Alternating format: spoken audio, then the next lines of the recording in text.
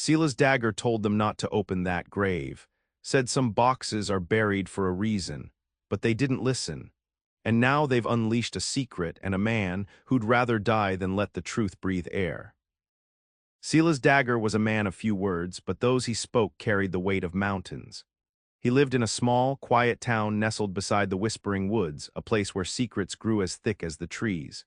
His brother Thomas had died suddenly, a sickness the townsfolk whispered about but never truly understood. The day they buried Thomas, the sky was the color of a bruised plum. The rain fell in heavy sheets, turning the freshly dug earth into thick, clinging mud. Silas stood beside the open grave, his face a mask of grief. He watched as the simple wooden coffin was lowered into the ground. Inside, alongside Thomas, was a locked wooden box. As the first shovelfuls of dirt thudded against the coffin, Silas raised his voice, his words cutting through the sound of the rain. "Don't open it," he commanded, his gaze sweeping over the assembled townsfolk. "Don't ask, don't dig." The townsfolk murmured amongst themselves, confused and a little frightened by the intensity in Silas's eyes. They knew Silas was a good man but fiercely protective of his family. No one dared question him. The box was to remain a mystery, a secret locked away with Thomas forever. Silas turned and walked away from the grave, the rain washing away his tears but not his resolve. He would keep his brother's secret safe, no matter the cost. The weight of that promise settled upon him, heavy as the earth now covering the coffin. He knew, deep down, that the peace he sought would not come easily. The secret was a restless thing. 10 years crawled by, slow and deliberate as a snail crossing a sun-baked road. The town of Oak Haven, where Silas lived, remained mostly unchanged. The Whispering Woods still whispered, the secret still hid, and the memory of Thomas Dagger's strange burial faded into a local legend, a spooky story told to children around crackling campfires. But legends, Silas knew, often held a kernel of truth. Far from Oak Haven, in the bustling city of Grimsboro, a different kind of story was unfolding. A group of treasure hunters, calling themselves the Raven's Claw, were always searching for their next big score. They weren't interested in gold doubloons or sparkling jewels. They craved secrets, the kind that could make or break a person. Their leader, a wiry man with a hawk-like nose named Jasper, had heard whispers of a hidden treasure in Oak Haven. Not gold, but something far more valuable. Old documents, perhaps, or a lost will. The Raven's Claw descended upon Oak Haven like shadows. They arrived under the cloak of night, their faces hidden beneath wide-brimmed hats. They blended into the darkness, becoming one with the secrets of the Whispering Woods. They spent days observing the town, studying the old cemetery, searching for Thomas Dagger's grave. Jasper, with a crumpled map in his hand, finally pointed to a weathered headstone. "That's it," he rasped, his voice like gravel. "That's where we'll find our fortune." The lure of the unknown, the thrill of the chase, propelled them forward. They were about to disturb a secret that should have remained buried. They were about to cross Silas Dagger. The night was moonless, perfect for their grim task. The Raven's Claw, armed with shovels and crowbars, crept into the Oak Haven cemetery. The air hung heavy with the scent of damp earth and decaying leaves. An owl hooted in the distance, its call echoing through the silent graveyard. Jasper, his eyes gleaming with anticipation, directed his crew. "Careful now," he whispered, his voice barely audible above the rustling leaves. "We don't want to attract any attention." They worked quickly, their shovels biting into the soft earth. The headstone of Thomas Dagger was soon unearthed, revealing the dark soil beneath. It wasn't long before they struck wood. The sound of the crowbar scraping against the coffin echoed eerily in the night. With a final heave, they pried open the lid. The coffin was old and musty, the wood crumbling at the edges. Inside, nestled beside the skeletal remains of Thomas Dagger, was a small, locked wooden box. It was plain and unadorned, offering no clue as to its contents. Jasper reached into the coffin and lifted the box. It was heavier than he expected. He grinned, imagining the priceless secrets it held. "Let's get out of here," he said, his voice filled with excitement. They quickly refilled the grave, smoothing the earth as best they could. They disappeared back into the shadows, leaving behind only a disturbed patch of earth and the gaping emptiness of a robbed grave. They had the box. But what they didn't know was that they had also awakened something far more dangerous than they could have ever imagined. They had awakened Silas Dagger's wrath. The next morning, Mrs.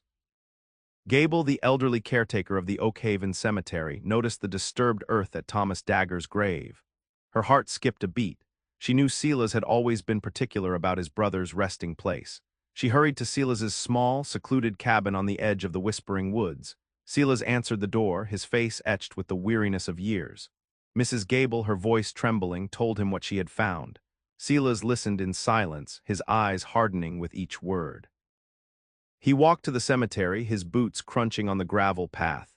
The sight that greeted him confirmed his worst fears. The earth was freshly turned, the headstone askew. He knelt down, his fingers tracing the outline of the disturbed soil. He didn't need to dig to know what had happened. He stood up, his face like granite. The coffin was empty. The box was gone. The secret, the one he had sworn to protect, was now in the hands of strangers. A wave of anger washed over him, cold and sharp as winter wind. It wasn't about treasure. They hadn't understood. He could almost feel the weight of the stolen evidence, the secret that could shatter the town. Silas closed his eyes for a moment, picturing his brother. He walked back to his cabin, his movements deliberate. Inside, he went to a worn wooden chest hidden beneath a loose floorboard. He opened it, revealing a collection of knives, each honed to razor sharpness. He picked one up, testing its edge with his thumb. His face was grim. Silas Dagger was a patient man, but his patience had run out. The hunt had begun. The thieves had not just stolen a box, they had stolen his peace, his brother's memory, and they would pay the price. Before Silas could begin his hunt, he needed to remember what was in that box. His mind drifted back, a swirling fog of memory, to the days leading up to Thomas's death. Thomas, always a bit wilder than Silas, had stumbled upon something he shouldn't have. Thomas had been working as a stable boy for Judge Blackwood, a powerful man in Oak Haven. One night, Thomas saw the judge meeting with Preacher Eli and a known gunslinger, Silas the Silent, down by the river. He overheard them talking about a man who had disappeared, a farmer who had refused to sell his land. The next day, Thomas found a blood-stained handkerchief hidden in the judge's stable. He knew then that the men were responsible for the farmer's disappearance. He confided in Silas, scared and unsure of what to do. They decided to collect evidence, hoping to expose the truth. Thomas, using his position at the stable, managed to steal letters and documents that linked the three men to other shady dealings, fixing prices, stealing land, and silencing anyone who opposed them. But they were discovered. Thomas, protecting the evidence, was struck down by a sudden illness, or so the town was told. Silas knew better. He knew Thomas had been poisoned. With his dying breath, Thomas made Silas promise to keep the evidence safe, to expose the truth when the time was right. But Silas, fearing for his own life and knowing the power of those he was up against, decided to bury the evidence with Thomas, hoping it would remain hidden forever. Until now, the secret was out. The game had begun. Back in Grimsboro, the Raven's Claw gathered in their hideout, a dilapidated warehouse on the edge of the docks. Jasper, his hands trembling with excitement, carefully unlocked the wooden box. The lock clicked open with a rusty groan. Inside, they found no gold, no jewels, no maps to lost cities. Instead, there was a collection of old, yellowed documents tied together with a faded ribbon. There was also a blood-stained handkerchief, carefully folded. Jasper unfolded the documents. They were letters, contracts, and testimonies, all detailing a web of corruption and deceit. He read about rigged trials, forced land sales, and mysterious disappearances. The names of Judge Blackwood, Preacher Eli, and Silas the Silent jumped out from the pages. The blood-stained handkerchief sent a chill down their spines. It was clear evidence of violence, a silent testament to the ruthlessness of the men involved. The thieves exchanged nervous glances. This wasn't the treasure they had expected. This was something far more dangerous. This was a secret that powerful men would kill to protect. One of the thieves, a young woman named Leela, spoke up. "We need to get rid of this," she said, her voice barely a whisper. "This is too hot, we're in over our heads." But Jasper, blinded by greed and the potential for blackmail, refused. "We can use this," he said, his eyes gleaming with avarice. "We can make them pay, we can become rich." He didn't realize that he had just signed their death warrants. They had the evidence, but now they were targets, and Silas Dagger was coming. Silas moved like a shadow through the whispering woods. He knew the woods like the back of his hand, every twist and turn, every hidden path. He followed the tracks of the thieves, their clumsy footprints a clear sign they were unfamiliar with the area. He knew they were heading towards Grimsboro. He stopped at a small stream, carefully examining the ground. He found a small piece of cloth torn from a thief's coat. He recognized the rough-spun material. It was common in Grimsboro. Silas continued his journey, his pace relentless. He didn't rest, didn't eat. He was fueled by anger and a burning desire to retrieve the evidence and avenge his brother's death. Along the way, he encountered travelers, farmers, and merchants. He asked them about strangers passing through, describing the members of the Raven's Claw. He didn't reveal why he was looking for them, only that they had stolen something valuable from him. Some were helpful, others were wary. But Silas's quiet intensity and unwavering gaze made people uneasy. They sensed the danger radiating from him, the silent promise of retribution. One old woman, a wizened fortune-teller, told him, "They carry a darkness with them, son, a darkness that will consume them if they're not careful. You're walking a dangerous path. Be careful what you awaken." Silas simply nodded. He knew the darkness. He had lived with it for 10 years. He was prepared to face it again.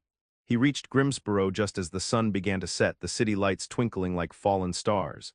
The hunt was about to intensify. Inside the Grimsborough warehouse, tension hung heavy in the air. Layla, her conscience gnawing at her, argued with Jasper. "This is wrong, Jasper. We can't blackmail these people. We need to take this evidence to the authorities." Jasper scoffed. "Authorities? They're probably in on it too. We're going to become rich, Leela. Rich enough to disappear and never worry again." He began drafting a letter to Judge Blackwood demanding a large sum of money in exchange for the evidence. Another member of the Raven's Claw, a hulking brute named Boris, sided with Jasper. "She's just scared," he sneered at Leela.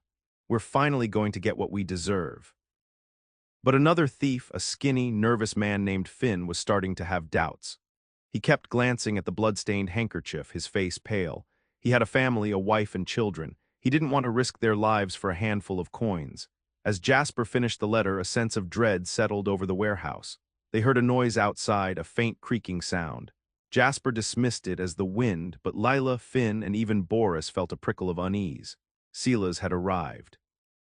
He stood outside the warehouse, listening to their voices. He knew they were inside. He took a deep breath, steeling himself for what was to come. He was about to unleash the storm. The time for talk was over. Silas didn't waste time with subtle entrances. He kicked the warehouse door open, the splintering wood echoing like a gunshot in the tense atmosphere. All eyes turned to him. He stood in the doorway, a figure of quiet menace. His eyes, cold and hard, swept over the room, settling on Jasper. "The box," he said, his voice low and gravelly. "Give it back." Jasper, startled but trying to maintain his bravado, sneered.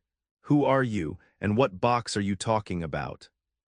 Silas didn't answer. He simply took a step forward, his hand moving towards the knife sheathed at his side.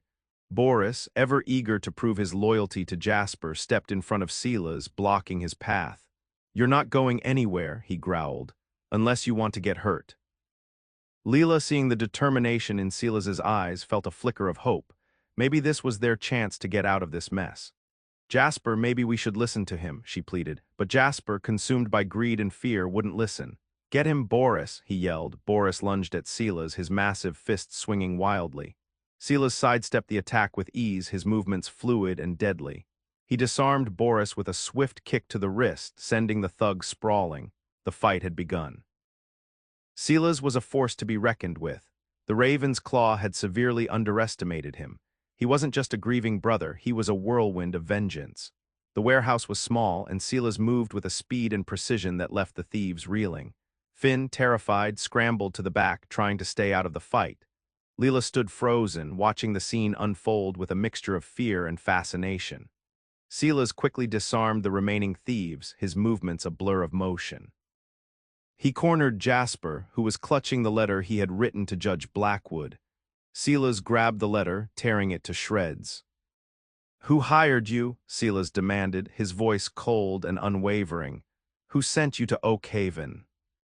Jasper, his face pale with fear, stammered, "No one. We just heard rumors about a hidden treasure." Silas pressed the knife closer to Jasper's throat. "The truth." Jasper, knowing he had no choice, spilled everything. He told Silas about the rumors, the map he had found, and his plan to blackmail Judge Blackwood. He even revealed the names of the other powerful figures involved, Preacher Eli and Silas the Silent. Leela gasped. She knew those names. They were pillars of the community, respected and admired by everyone. To think they were capable of such evil. Silas's grip tightened on the knife. He knew these names all too well. "Where is the box?" he asked. Jasper pointed to a dusty corner. "It's over there." Silas turned his attention to the box. But as he moved towards it, Finn, driven by desperation, grabbed a broken bottle and charged at Silas. In that moment, chaos erupted. Finn swung the broken bottle wildly, catching Silas off guard. The jagged glass grazed Silas's arm, drawing blood. Silas stumbled back, momentarily stunned. Seeing his opportunity, Boris, recovered from his earlier defeat, joined the attack. He grabbed a heavy wooden crate and hurled it at Silas. Leela, horrified by the escalating violence, tried to stop them. "Stop it," she screamed. "This is crazy." But her pleas were ignored. The warehouse had become a battleground, fueled by desperation and fear. Silas, despite being outnumbered, fought with a ferocity that surprised even himself. He dodged Boris's clumsy attacks and disarmed Finn with a swift kick, sending the broken bottle skittering across the floor. Jasper, seeing his advantage slipping away, grabbed the box and made a run for the door. But Leela, finally finding her courage, tripped him. Jasper fell to the ground, the box flying out of his hands. Silas seized the opportunity. He disarmed Boris with another well-placed kick and then turned his attention to Jasper, who was scrambling to his feet. With a final, decisive move, Silas knocked Jasper unconscious. The warehouse fell silent, the only sound the heavy breathing of the remaining thieves. Silas stood in the center of the room, his clothes torn, his arm bleeding, but his eyes fixed on the wooden box. He had retrieved it. But at what cost? The battle was won, but the war was far from over. Silas picked up the box, cradling it in his arms. He looked around at the scene of the fight, Jasper unconscious, Boris nursing a broken wrist, Finn whimpering in the corner, and Leela staring at him with a mixture of fear and hope. He knew he couldn't leave them there. He couldn't become like the men he was hunting. He turned to Leela. "Take them and go," he said, his voice weary. "Get out of Grimsborough, don't ever come back." Leela nodded, understanding the gravity of his words. She helped Finn to his feet and began tending to Boris's injuries. They knew they had been given a second chance. Silas left the warehouse, the box heavy in his hands. He walked through the darkened streets of Grimsborough, his mind racing. He had the evidence. He could expose Judge Blackwood, Preacher Eli, and Silas the Silent. He could bring them to justice for Thomas's murder and for all the other crimes they had committed. But he also knew that exposing them would shatter the town of Oakhaven. It would destroy the reputations of respected figures, tear families apart, and unleash a wave of chaos and violence. Innocent people would get hurt. He reached a crossroads, both literally and figuratively. He could expose the truth, seeking vengeance for his brother, or he could bury the evidence again, protecting the innocent. The choice was his, and it was a choice that would define him forever. The weight of the decision pressed down on him, heavier than the box he carried. What should he do? He had a long night ahead of him to figure it out. Silas made his decision. He wouldn't bury the truth, but he wouldn't destroy Oakhaven either. He would give the corrupt figures a chance to confess and make amends. The next morning, Silas returned to Oakhaven. He went first to Judge Blackwood's grand mansion, the largest and most opulent house in town. Knocked on the door and the judge himself answered, his face etched with surprise. Silas didn't say a word, he simply held out the wooden box. The judge's eyes widened in recognition. He knew exactly what it was. Silas then went to Preacher Eli's church, the heart of Oakhaven's spiritual life. He found the preacher tending to his garden. Again, Silas said nothing, simply presenting the box. The preacher's face paled, his hands trembling. Finally, Silas sought out Silas the Silent, the gunslinger. He found him at the local saloon, nursing a drink. This time Silas spoke. "It's over," he said, his voice low and dangerous. "The truth will come out, but you have a chance to make things right." He placed the box on the table between them. He gave them all until sundown. Until then they could decide to do the right thing, to confess their crimes, to return the stolen land, to seek forgiveness. If they didn't, Silas would unleash the evidence and Oakhaven would burn. He left them to their consciences, the weight of their sins heavy upon them. The fate of Oakhaven rested on their choices. The sun began its slow descent, casting long shadows over the town. The clock was ticking. As the sun dipped below the horizon, painting the sky in hues of orange and purple, Silas stood in the center of Oakhaven, the wooden box at his feet. He had given them a chance, but they had chosen to protect themselves instead. Judge Blackwood, Preacher Eli, and Silas the Silent emerged from the shadows, their faces grim. They weren't there to confess. They were there to silence Silas forever. "You shouldn't have come back," Judge Blackwood said, his voice cold and menacing. "You should have stayed away." "We gave you a chance to forget," Preacher Eli added, his eyes filled with false piety. "Now you'll pay the price." Silas the Silent simply drew his gun, his face expressionless. The townsfolk watched from their windows, fear etched on their faces. They knew something terrible was about to happen. Silas knew he was outnumbered, but he wasn't afraid. He had come too far to back down now. He drew his knife, the steel glinting in the fading light. "I'm giving you one last chance," Silas said, his voice unwavering. "Confess your crimes, make amends, save Oak Haven." But they didn't listen. Silas the Silent fired his gun. The bullet whizzed past Silas's head. He ducked and charged forward, his knife a blur of motion. The final showdown had begun. The fate of Oak Haven would be decided in blood. He was fighting for his brother's memory, for justice, and for the soul of his town. But could he win against such overwhelming odds? The fight was brutal and swift. Silas, though wounded and outnumbered, fought with the strength of a man possessed. He dodged bullets, parried blows, and used his knowledge of the town to his advantage. He disarmed Silas the Silent, sending his gun clattering to the ground. He grappled with Judge Blackwood, wrestling him to the ground. He faced Preacher Eli, who surprisingly pulled out a hidden knife. During the fight, the wooden box was knocked open, its contents spilling onto the dusty ground. The letters, contracts, and the blood-stained handkerchief lay exposed for all to see. The townsfolk, who had been watching from their windows, began to gather in the street, drawn by the commotion. They saw the evidence, the proof of the corruption that had been festering in their town for so long. Judge Blackwood, seeing that the truth was about to be revealed, tried to grab the evidence. But Silas stopped him, kicking the box further into the street. The townsfolk surged forward, picking up the letters and reading them aloud. Gasps of shock and disbelief rippled through the crowd. The truth was out. The letters detailed Judge Blackwood's rigged trials and forced land sales. They revealed Preacher Eli's hypocrisy and greed. They exposed Silas the Silent's role as a hired killer. The pillars of Oak Haven were crumbling. Their reputations were shattered. The town was in an uproar. The secret Silas Dagger had died to protect was finally revealed. But what would happen now? The fight was over, but the real battle was just beginning. Silas, bruised and bleeding, watched as the townsfolk grappled with the truth. Judge Blackwood, Preacher Eli, and Silas the Silent were surrounded, their faces contorted with anger and fear. The townsfolk demanded justice.